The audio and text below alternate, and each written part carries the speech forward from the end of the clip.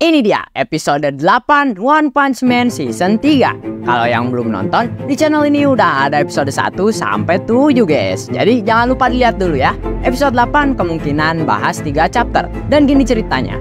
Sebelum dimulai jangan lupa like, comment, share, dan subscribe. Yang udah subscribe Mimin doain jadi sukses dan kaya raya. Mulai dari chapter Backpack. Habis Phoenix Man ketemu Child Emperor, kita lanjut dengan monolog Phoenix Man. Sangat muda dan riang, membuatku sangat iri. Meski begitu, hanya karena kau anak kecil. Bukan berarti aku akan bersikap lunak padamu. Kader, lebih seperti manajemen tengah. Belum sampai kader, tapi aku tetap di atas yang di sekitarku. Di berbagai sisi, tugasku membutuhkan bakat di luar kemampuan para kader. Apa kau tidak mengerti? Child Emperor pun ngegigit permennya guys. Dengan kata lain, ada banyak politik di dalam organisasi. Ya, anak yang seneng banget gara-gara nama hero bodoh nggak bakal ngerti sih. Hanya karena kau sedikit lebih pintar dari rata-rata, mereka membuatmu jadi hero kelas S. Memanjakanmu untuk berita utama. Itu mengapa kau akan mati di sini. Cerita yang tragis. Kau harusnya nggak menerima pujian para orang dewasa dengan serius. Kepercayaan yang kupunya hanya pada diriku. Untukku, asosiasi monster hanya sebuah pijakan. Cepat atau lambat, aku akan mengambil julukan Raja Monster dari Orochi. Aku adalah Phoenix Man. Dan dia itu ancaman demon guys. Aku nggak bisa ngebuka kostum ini, dan sebelum sadar, ternyata aku jadi monster. Child Emperor, korban zaman. Disinilah tempat kau mati. Aku akan memberimu kematian yang sekejap dan tanpa rasa sakit. Ini setidaknya yang bisa kulakukan. Big Attack. Tiba-tiba Phoenix Man nabrak kaca selagi Child Emperor nyantai.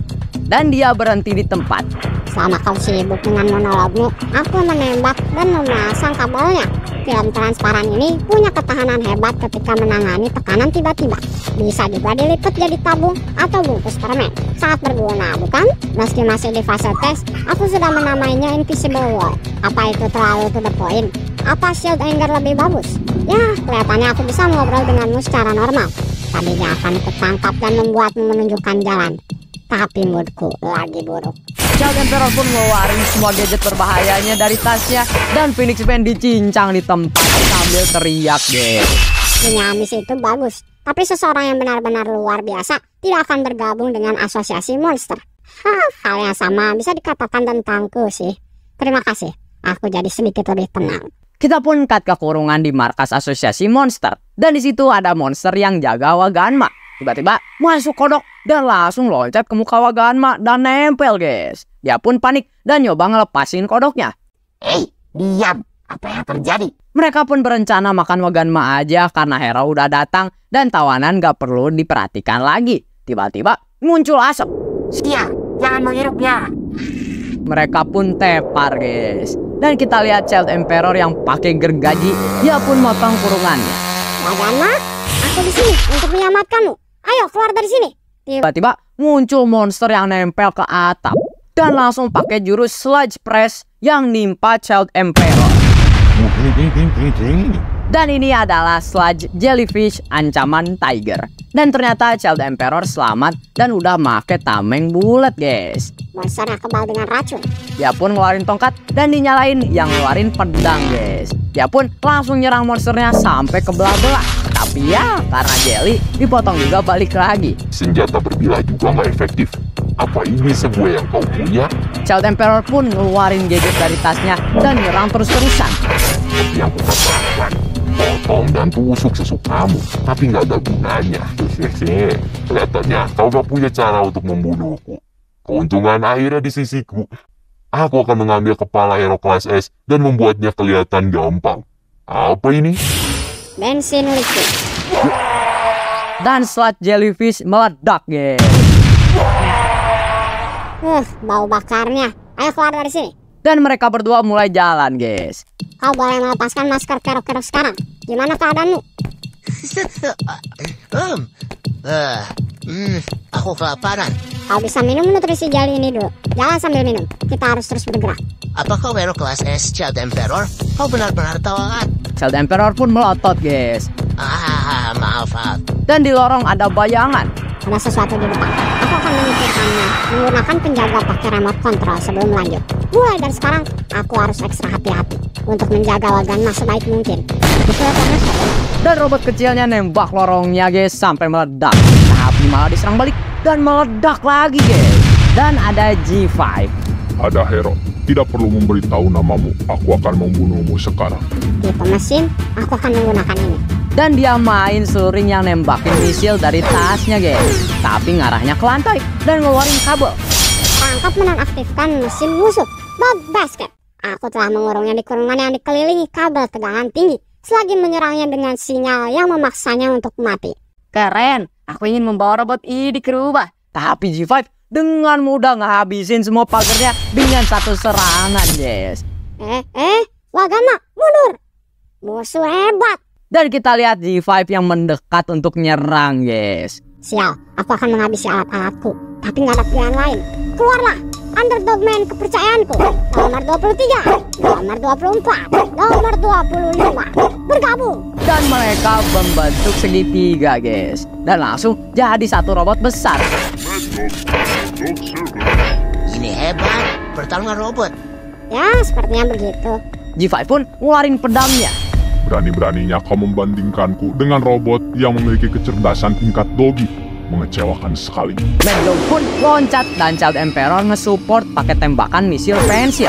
Dan banyak yang ditembak. Pas kena langsung jadi lengket dan G5 susah gerak. Mad Dog pun pakai jurus Vicious Digging Doggy Spinning Punches guys. Panjang banget ya. Go, go, go, go. Waganma, ayo pergi dari sini. Mereka pun nyampe aula gede guys. Barusan, kenapa kau tidak bertarung bersama robotmu? Kita bisa menang dengan mudah. Musuhnya sangat kuat. Akan menghabiskan waktu untuk melawannya. Dan juga menang bukanlah hal yang penting sekarang. Hah? Kenapa? Bukannya tugas hero untuk mengalahkan monster? Itu yang ayahku bilang. Dia bilang hero digaji pakai uang dari publik. Itu mengapa kau harus bekerja keras untuk mendapatkannya? Meski begitu, tugasku adalah membawamu kembali dengan aman. Ini bukan waktunya untuk bertarung. Tiba-tiba muncul monster tapi langsung jadi darah. Dan jika aku menang, gimana jika aku kena luka yang membuatku tak bisa bergerak? Lalu siapa yang akan memimpin jalan? Kau benar. Tapi mungkin kita harus istirahat. Aku capek. Kakiku seperti jelly. Gendong aku. Monster. Gak usah khawatir. Itu jasad monster yang kubunuh baru-baru ini. Habis ngeliatnya dengan baik-baik. Itu Dopey Bird. Child Emperor pun ngeliatin. Dia memang bilang itu semacam kostum. Apa dia karakter terkenal? Dia itu maskot pertunjukan komedi Animal Kingdom. Tapi diberhentikan karena terlalu banyak humor gelap. Dopey Bird mati berkali-kali karena dia sangat dangkal dan bodoh. Dia mati banyak kali? Betul, dia kesetrum kabel listrik, digoreng jadi ayam goreng, dan lain-lain. Tapi dia sangat dangkal, jadi dia selalu hidup lagi. Dan di episode selanjutnya, kayak nggak terjadi apa-apa. Dibangkitkan lagi? Enggak, itu kayak skrip TV-nya. Biologi monster itu mustahil untuk diprediksi. Kita juga nggak tahu apapun itu yang bisa menyebabkan... Tunggu, seseorang yang berubah jadi monster karena kostum karakternya. Bagaimana jika dia mewarisi kekuatan yang berdasarkan setting karakternya? Tiba-tiba Phoenix Man bercahaya dan langsung berubah guys. Gioro pernah bilang padaku, mengatasi neraka yaitu keadaan hampir mati adalah rahasia sebenarnya di balik pertumbuhan eksplosif monster. Dan ini dia Phoenix Man ancaman naga. Child Emperor pun mikir dan ngeluarin sesuatu dari tasnya dan berubah jadi senjata. Dan dia tembakin. Phoenix Man narik sayapnya dan mengibas angin. Child Emperor bengong dan nyalain tameng payungnya. Angin panas, meluluh. Dan mereka berdua dihantam angin guys. Sial, payung itu terbuat dari material yang sangat tahan panas. Tetap di situ dan jangan bergerak. Apa yang akan kau lakukan? Jangan tinggalkanku. Gak ada Underdog Man lagi. Gak ada pilihan selain bertarung. Aku akan mengalahkannya sekali lagi. Dan Child Emperor bersiap guys. Dia pun disembur lagi dan aman. Film transparan itu lagi. Waktunya untuk konfirmasi. Aku akan menyerangnya dengan paruhku lagi. Pede banget. Meski kau tadi kalah. Ayolah. Tameng ganggu ini ada 5 lapisan film yang ditumpuk satu sama lain. Aku akan menghentikannya dan fokus menyerangnya. Phoenix Explosive Big Attack. Dan dia langsung maju dengan kecepatan tinggi sampai berasap guys. Dan kita dapat lawan ini. Dia pun berhasil nembus semua tamengnya dan ngarah Child Emperor. Nah, dia menghancurkan semua dindingnya. Ini buruk. Dan Phoenix Man nyerang langsung Child Emperor dan dia mental. Aku lebih kuat. Perasaan kuat ini, semua yang kulihat berjemur dalam cahaya kemuliaan. Child Emperor, ini nggak mungkin terjadi. Karena di air kelas S, semuanya kan baik-baik saja kan? Aku di keadaan ini telah menjadi makhluk terkuat. Hanya satu-satunya, aku nomor 1 di antara semua makhluk hidup.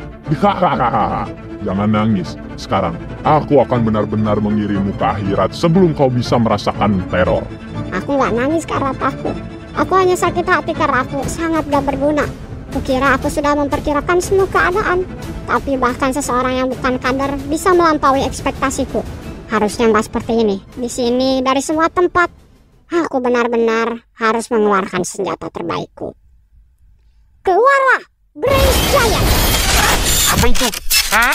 Dan keluarlah suatu misil gede dari tembok yang bikin permukaan gempa, guys. Monster lain? Bukan sinyal ini. Dan dari atas Child Emperor muncul Bor dan langsung ngelilingin dia. Dan dari asap muncul petir-petir. Phoenix Pen pun ngeliatin. Makan ini! Dari asap keluar cahaya dan muncul tangan gede yang ngebanting Phoenix Man ke tembok sampai tembus dan mental. Dia pun melempar dan nembus berbagai tembok dan nyampe satu tembok. Dan dari tembok bekas tembusan Phoenix Man muncul gergaji raksasa dan kaki yang nendang. Dan kita lihat robot raksasa yang berdiri di depan Phoenix Man. Kupikir akan kubutuhkan sewaktu-waktu. Jadi aku meninggalkan bagian-bagiannya dalam mode standby di sekitar markas. Apa yang dia pikirkan? Jika dia punya hal seperti itu, kenapa nggak makan dari awal? Dia benar. Setelah kau menyelamatkan bocil itu, seharusnya kau memanggil robot ini. Nembus tembok-tembok dan keluar dari sini. Itulah strategi yang optimal. Karena kau tidak melakukan itu, berarti robot itu ada batasannya. Benar? Dan kita lihat timer robotnya yang bersisa 2 menit 38 detik. Waktu hampir habis. Aku harus menyelesaikannya dengan instan. Dan kita lihat hal apa ini, guys. Sirkuit saraf menyambung. Ini harusnya jadi kartu kemenanganku melawan Raja Monster Orochi. Tapi aku nggak bisa membiarkan yang satu ini kabur setelah melihatnya. Aku harus benar-benar mengalahkannya di sini. Waganma pun diambil. Wah. Waganma, sembunyi di situ. Dan secepat mungkin, aku harus mengevakuasi Waganma. Ayolah. Wow, tidak bisa dipercaya. Kau menyembunyikan kostum yang konyol itu ternyata. Bertemu dengan anak ini bersamaan dengan kebangkitanku. Ini pasti tanda dari God. Kostum, kau bilang? Jangan membandingkannya denganmu. BG adalah monster tempur yang berisi pengetahuan sains terbaikku. Nggak ada yang berubah. Dan Child Emperor goyang dan pindah ke dunia lain. Karena aku bisa menghubungimu secara mental. Apa ini? Apa monitornya rusak? Hei, Giant! Nggak ada yang rusak. Ini area mental yang bisa ditemukan di dalam kostumku. Benar, kenapa nggak kita sebut Phoenix Space? Sekarang, ini adalah refleksi kuat dari jiwaku sendiri. Area mental? Apa orang ini bisa menggunakan halusinasi juga? Di zaman dahulu, dukun juga akan berpakaian dengan cara tertentu untuk menghubungi dewa atau arwah. Itulah asal-usul kostum. Ruang di dalamnya memimpin mereka ke dunia roh. Nah, terserah sih, Child Emperor. Kau punya persyaratan sempurna untuk menjadi monster kostum hebat, sama sepertiku. Apa yang kau katakan? Apa kau tidak sadar, di antara para hero, kaulah yang memiliki kegelapan tertinggi di dalam. Hahaha, ya kali. Apa kau mencoba membuatku bingung atau apapun itu? Jangan bodoh, pernyataan itu jauh banget dari kebenaran. Hampir semua hero kelas S lain kelihatan lebih gelap dariku. Dan kita lihat julukan hero lain yang ada di pikiran Child Emperor, guys. Mesin pembunuh, buronan, pembunuh, tidak bisa dijelaskan. Halo, ototku. Kau bisa melakukan apapun dengan memakai tank top. Bener sih, tapi tetap, ku yakin kau memiliki stres lebih banyak dari mereka, iya kan? Stres? Maksudmu? Gak ada gunanya nyoba keluar dari sini pakai kekuatan kemauan belaka. Aku mengerti. Wah! Tubuh ini adalah proyeksi mental. Gak bisa kita sentuh. Sayang sekali, Child Emperor, aku salah paham tentangmu. Dulu aku dihadapi dilema. Itu mengapa aku tidak bisa mempercayai orang-orang di sekitarku. Kau sebenarnya menginginkan teman yang bisa dipercaya dan organisasi yang memanfaatkanmu semaksimal mungkin. Harus tenang. Ini hanya teknik memujuk. Phew, kau benar-benar memahamiku, ya kan? Kita mungkin sama selama ini, ya kan? Tuan Penasihat Serigala Tunggal. Tepat sekali. Seperti yang aku katakan, jika kita bekerja sama, kita bisa membuat organisasi sempurna. Organisasi yang ukurannya sama dengan asosiasi monster. Jika kau tidak puas dengan manusia berotak buruk, Suatu hari kita bisa mencapai ancaman tingkat God. Kita akan menghapus manusia dan monster untuk membuat dunia yang lebih baik untuk dihidupi. Pembujukan ini nggak berhasil sejauh ini. Kita bisa berkomunikasi secara roh. Pada dasarnya kita itu satu kesatuan. Jika orang-orang seperti kita bergabung, kita bisa membuat organisasi hebat dengan persatuan spiritual yang gak ada tandingannya. Di grup seperti itu tidak akan ada konspirasi maupun kecurigaan, tidak juga korupsi. Natural bagi keajaiban untuk menarik satu sama lain. Watchdog Man bentar lagi akan menjadi seperti kita. Resonansi kita bertambah. Child Emperor, aku butuh kekuatanmu. Child Emperor pun diem. Aku akan memberitahumu bagaimana cara mengubah kostum jadi monster dan memperkuatnya. Lalu, cara memasuki ruang di sini. Sekarang, terimalah monsterisasi dan reinkarnasi sebagai monster Brave Giant itu juga. Payah sekali. Dan kita lihat Brave Giant yang hantam Phoenix Man, guys. Wow. Jika kau tidak suka namanya, bisa kita bicarakan. Aku nggak suka banyak hal. Ya, perubahan mode. Prominence Hawk Mode. Dia menyerangku. Benar. Dan Brave Giant ditendang, guys. Ya. Dan mental, guys. Aduh, jadi dia juga bisa merubah formnya. Tunggu, hitungan mundurnya hanya maju 3 detik. Apa yang terjadi di ruang tadi secepat itu? Harusnya tidak bisa keluar dari Phoenix Space hanya dengan kekuatan kemauan belaka. Bocah keras kepala kau itu. Bah, aku juga nggak berpikir kau akan menerima hanya dengan persuasi simpel seperti itu. Hiu, kau berpikir aku akan menerima jika kau memaksa? Tepat sekali. Setelah kau menyaksikanku, monster kostum yang terbangkitkan kembali, Phoenix Man dan kekuatannya yang luar biasa, kau akan berubah pikiran. Aku akan merubahmu menjadi sekutu di kondisi fisik sempurna. Dia pun hilang dan Child Emperor bengong, guys. Dan langsung nyerang bertubi-tubi. Wah, sekarang dia amat cepet juga. Aku penasaran apa kostummu bisa mendeteksi pergerakan seperti ini. Dia pun pakai Phoenix Fire Falcon Mode. Aku akan menghancurkan armor itu sama seperti memesek apel. Jika kau ingin transformasi jadi monster, kau akan butuh tumbuh melampaui batasanmu berkali-kali. Tunjukkanku komitmenmu. Ha! Dan Brave Giant ngeluarin semacam tali bercahaya, guys. Dan dia pun mulai pakai jurus skipping 20,000 volt rope skip grinder sampai Phoenix Man mental. Brave Giant pun langsung laju ke arah Phoenix Man. Aku juga akan melakukan hal yang sama seperti pengserut pensil. Dan Phoenix Man dikejar Brave Giant, guys. Dan kita lihat halaman ini yang nunjukin layout ruangannya dan Brave Giant yang bisa menavigasi tanpa nabrak. Dan pas keluar, nyampe ke ruangan gede. Phoenix Man pakai jurus Phoenix Flare dan kena tangan Brave Giant yang juga kena tangan Child Emperor. Bingo, tidak ada yang bisa menghindari serangan omnidirectional mode Falcon. Tiba-tiba dia nabrak dan kesetrum. Apa ini? Tak bisa keluar. Itu adalah tameng ganggu elektromagnetik. Aku memasangnya di mana-mana waktu terbang. Sekarang, terimalah takdirmu. Apa kau yakin tentang ini? Kau mungkin punya kesempatan mendapatkan teman yang benar-benar bisa dipercaya. Dan Child Emperor tetap mukul, guys. Kau keras kepala. Dan ternyata suhu di situ mencapai 18.000 Fahrenheit. Full power 10,000 degree prominence. Dan tangan Child Emperor kepanasan, guys. Jika kau tidak menariknya sekarang, tinju kebanggaanmu akan jadi debu. Ya, sumber air 50 meter di bawah. Itu dia. Lepaskan pembatas output. Hah? Dan Phoenix Man diantam sampai jauh ke dalam yang ngancurin semua lantai yang ditembus, guys. Aku akan menghancurkanmu sambil mendinginkan di air tanah. Ya. Super compact dry cell akan meledak. Kumohon, tahan. Barusan, hanya sebentar. Apa aku merasa bingung? Aku tidak punya niat untuk bergabung dengan musuh. Meskipun Child Emperor, aku butuh kekuatanmu. sejak aku jadi hero, gak peduli seberapa banyak yang kutahan atau bekerja keras, apa pernah ada seseorang yang bilang begitu padaku? Dan itu dia akhir episode 8, guys. Gimana? Seru nggak episode ini? Kalau mau lanjut, jangan lupa like, share, dan subscribe. Juga komen lanjut, guys.